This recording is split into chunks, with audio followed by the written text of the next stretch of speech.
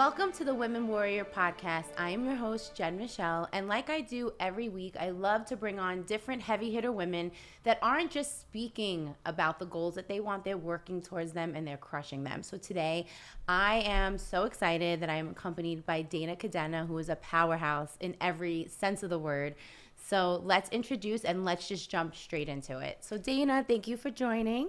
Wow, thank you for having me. This is so exciting. You're so stunning. Thank you for all you do. Thank you.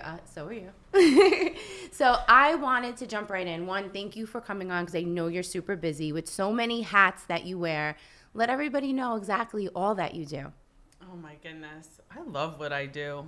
I'm the diehard nerd. What do I do? Well, firstly, I'm a proud wife, mama bear. I have some incredible children. They are smart. They are healthy.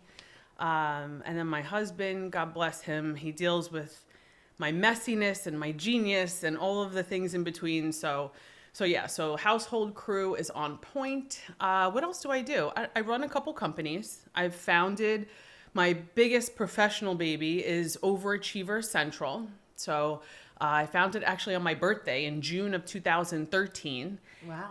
And I know, it's like dog years though. I can't believe, is 2013 really 12 years ago?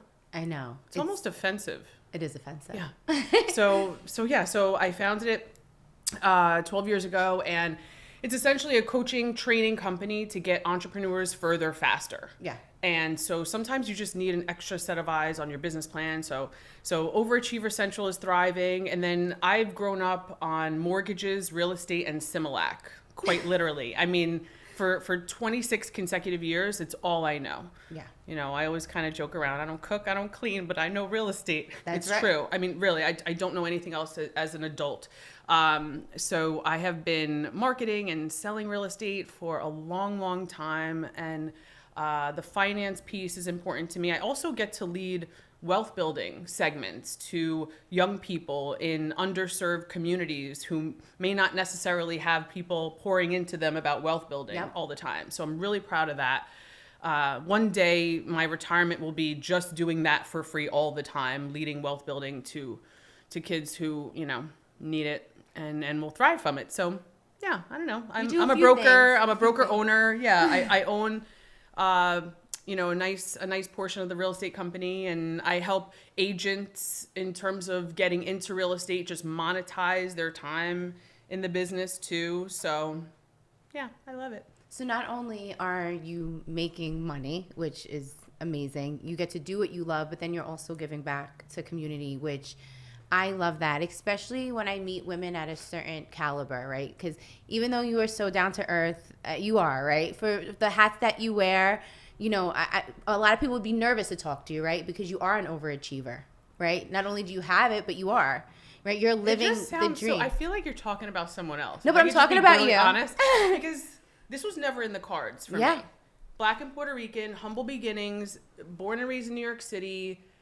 I mean, it was ironic because we lived in the richest area, being Murray Hill, Park Avenue, literally. But I'm the first homeowner in my household, first college graduate. Like, my parents, hardworking, incredible people, just never owned anything. Yeah. They never owned anything. And so it was definitely not in the cards for me. So when I hear people, is it talk this and that? I'm like, oh, right, me? Okay, well, sure, But you at did the same time, I feel like my role is to equip others to fulfill what they really want to do and make them say it out loud and then put a business plan to it and execute. Yeah. That's really where I get my energy. Yeah. Break your mic. It's okay.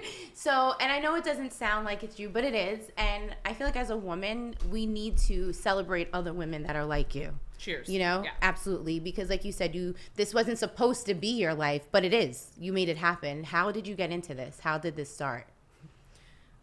So I didn't want to leave Seton Hall University, and my parents lost both of their jobs at the same time, and I didn't want to leave school. And I was too chubby to dance. True story, right? So there was, funny. There was really, I had to figure out a way that I could pay for school at 19 and a half years old. And I just, thank God for my best friend, and her brother owned a mortgage company in New York. and I started making cold calls and for this mortgage company, finding people who wanted to refinance or buy a home.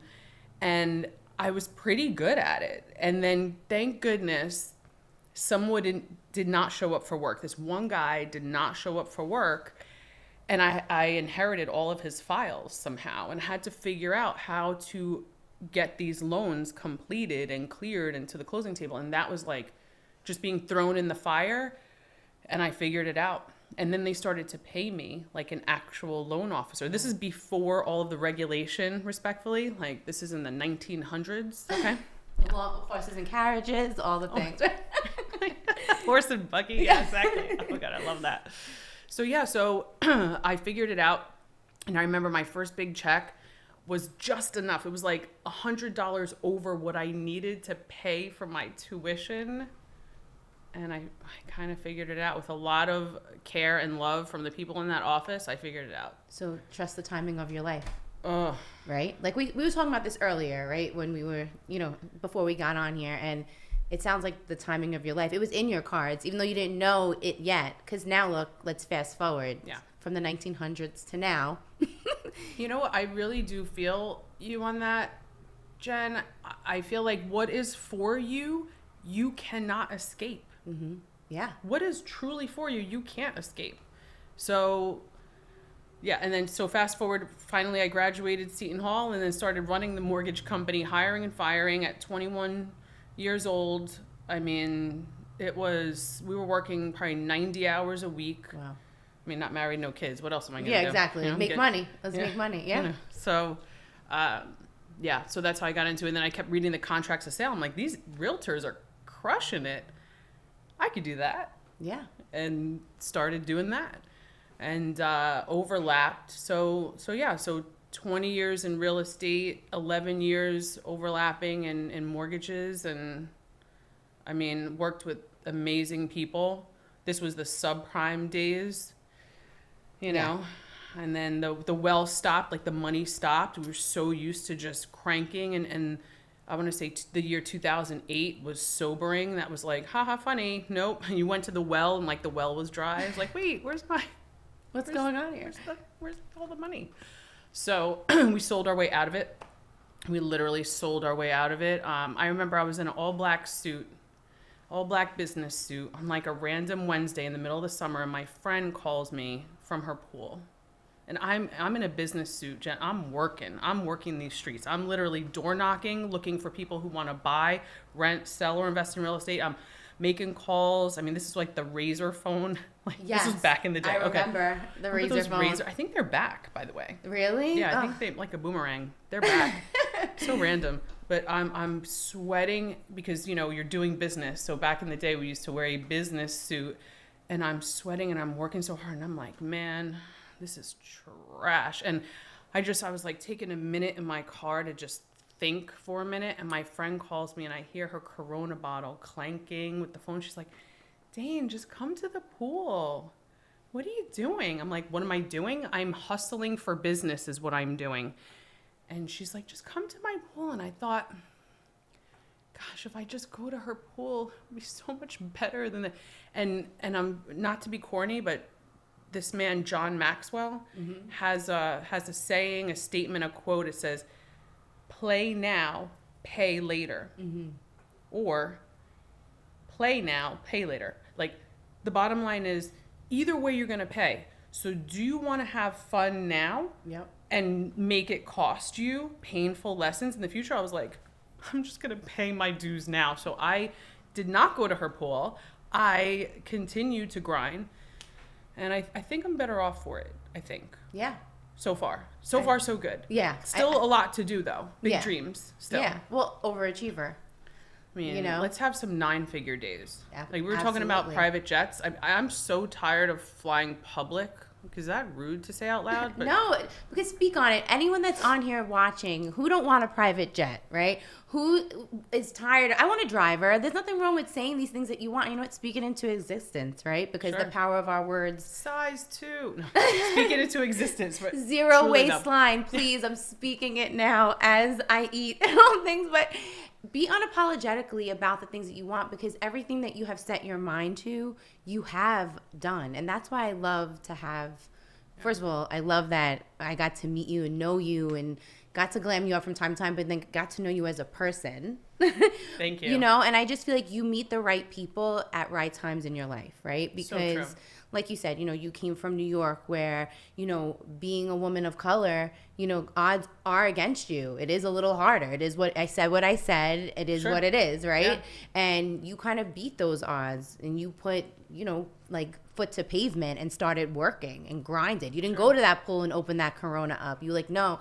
And So tempting, though. so tempting. But you know what? Your old life is always going to try to call you back, right? Whenever you level up, I feel like you get tested. Sure. You know, not that there was anything wrong with your friend. Like, I get it. I would love to have you hang out by my pool. But again, I also understand the grind of it, right?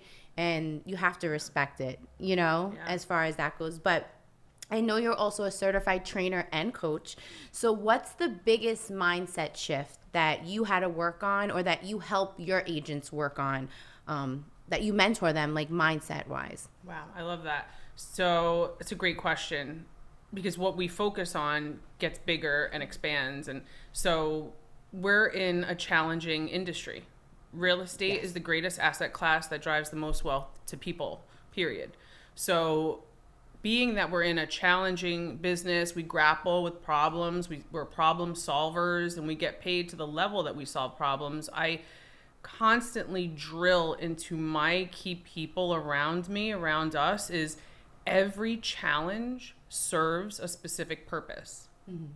And so when you lean into the opportunity in a problem, it can be the launching pad to your best success, to your greatest relationship, to your best win. So I think problems breed success. Yes. Problems and challenges are actually a prerequisite to hit where most of us choose to go and to grow to. So yeah, I love some challenges. Me too. It's funny, right? Because I have growth group within Women Warriors. It's a morning mindset group.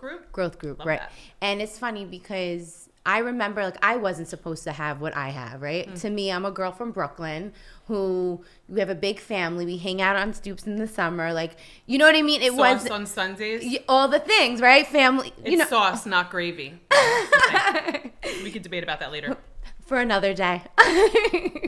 But, you know, it's funny because things that I'm doing now, I didn't think that I would ever have these opportunities. I didn't know people that did them. I come from a family of workers, which I'm really grateful because, like, my mom was a teenage mom. Well, I was going into labor with my oldest daughter. She just got her 30 and above that day. Like, we had to go to the hospital. She just got her 30 and above.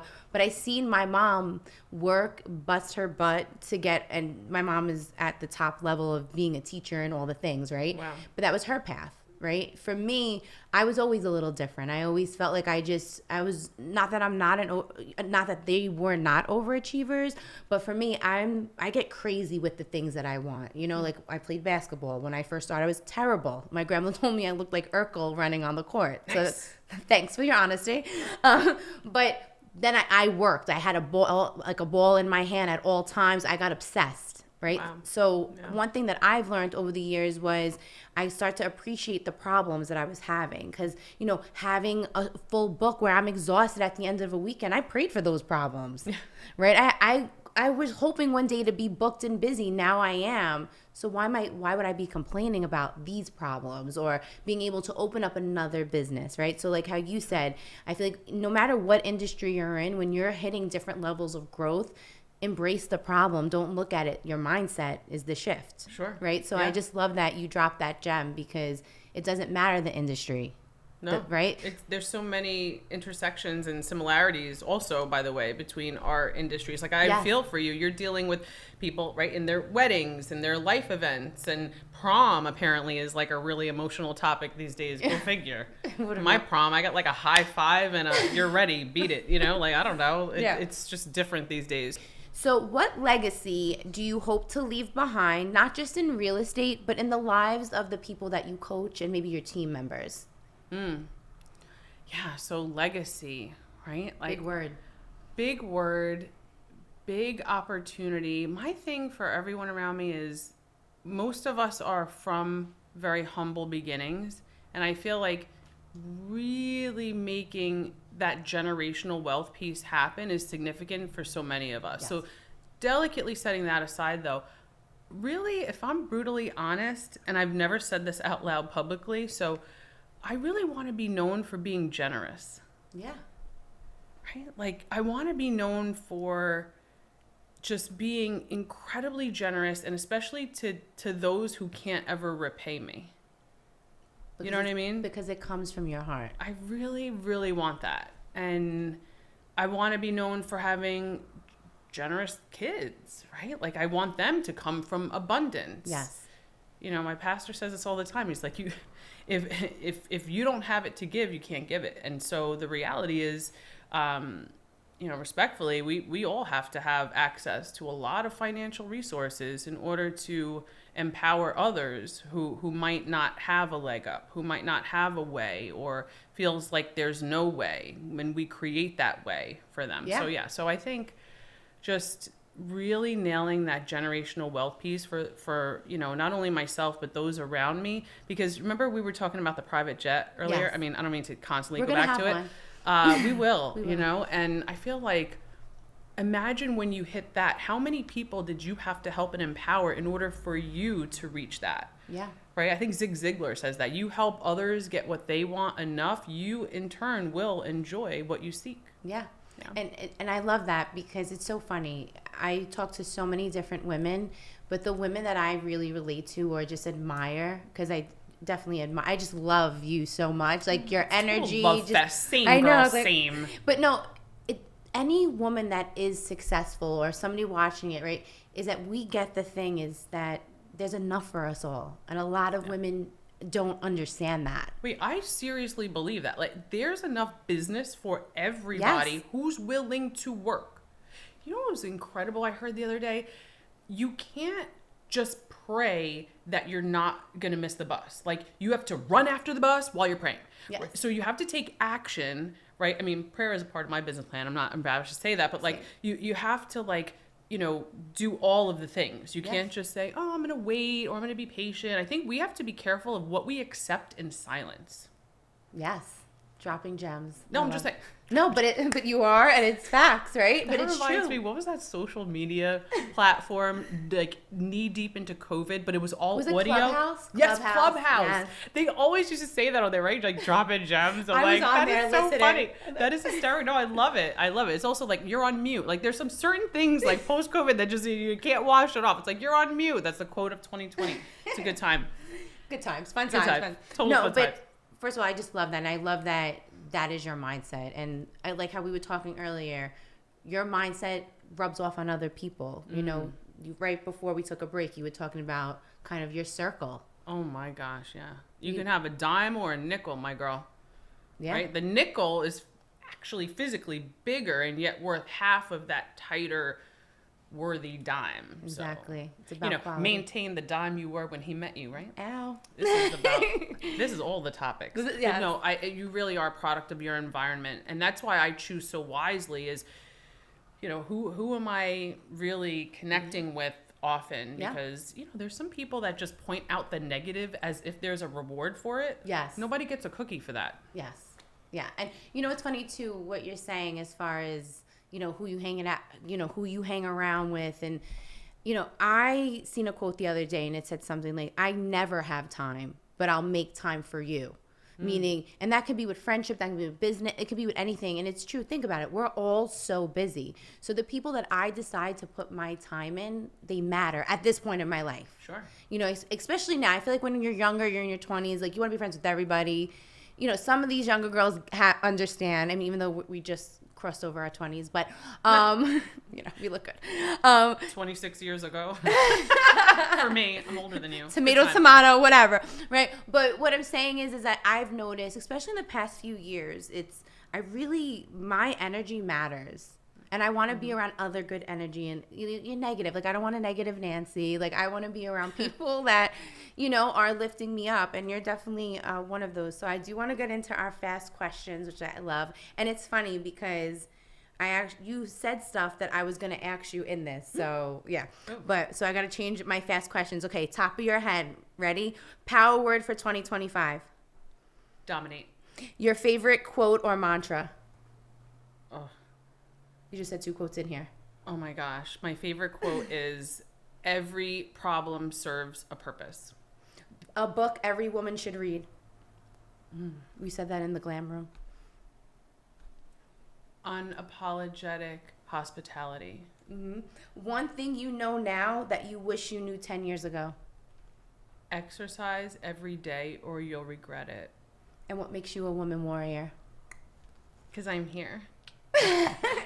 No, what makes me a woman warrior, Yes. real answer? Because I'm still standing. That's How about that, right? Like, ugh. It's you get knocked down 10 times, you get up 11, like, dust yourself off. Nobody cares. No one's coming to save you. No That's one's right. coming to save you. That's right. Like, you're it. That's you're right. You're the it woman. You're so pretty. Look at you. You've been pretty your whole life. Oh my. Can you look at this girl? I really can't. You're Thank you. stunning. And you make us stunning. And I just really, I want to, like, grab the mic and just talk about you and your genius, Jennifer Michelle. You know, I love to. I love that. Thank you. Your art, like, this is your art. Thank right? you. I did not do this face by myself. I'm remedial. This look is called remedial for me. No, but truly, Jennifer, this is your art, and you bringing makeup. It's not just the makeup. It is art. Like, you'll never recreate this look, right, again. Like, if you really think about it. So thank you for your genius, and you just bring out truly the beauty in us all, and I really want to thank you for that. Thank you. Wow, it's really hard to get me like thank you. That means so much because I love the shit out of you. But Dana, thank you so much for joining. I can't wait to have you back. And just thank you guys. Make sure to follow Dana. Please give your handles. Oh, yes, my handles. So let's see. We have on the Instagram. See, I added the. I never removed the from the Facebook. But you can find me on IG. It's just my name, at Dana B. Cadena. And then I also have at Overachiever Central. That's my coaching baby. If you want to get further faster, if you want to make a one-page business plan, if you're just tired of feeling stuck, like if you just want a one-off, one-on-one consultation, like hit me up. That's where I get my interest and energy, is just really pouring into you, and even interrogating your profit and loss statement or looking at your business plan and just upgrading and elevating. Like, that's my jam. That's what I love. Thank you. Thank you. So guys, make sure to reach out to her. And again, thank you for tuning in. Make sure you subscribe, comment, and like. Remember, when you sit with the women warriors, the conversation is always different.